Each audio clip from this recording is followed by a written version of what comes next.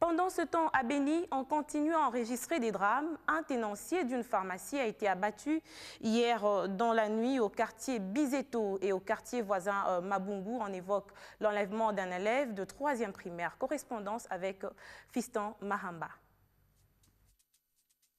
Le tenancier de la pharmacie tué a été logé d'une balle aux environs de 19h30 lorsqu'il revenait chez lui après avoir accompagné les amis qui venaient de lui payer une visite vespérale. C'était au quartier Bouzito.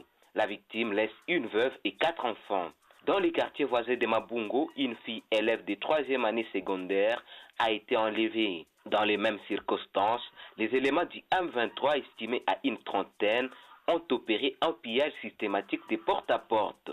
35 habitations ont été visitées et mises à sac par ces derniers. Seulement au quartier Mabungo, 16 maisons ont été ciblées, 13 au quartier Bouzito et 7 dans d'autres coins de la cité.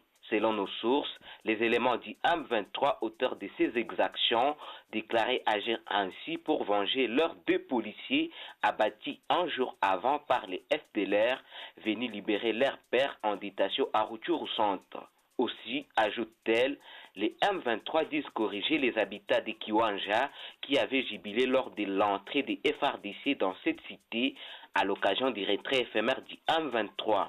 Par ailleurs, nous apprenons que le M23 serait en train de presser le mouvement populaire d'autodéfense Nyatura à venir intégrer ses troupes avant l'intégration prochaine dans les FRDC. La société civile du Nord Kivu, par son porte-parole Omar Kavota, qui déplore ces exactions du M23, prend au sérieux ces menaces contre les civils et considère dédangerer son intégration dans l'armée, la police et les institutions politiques nationales.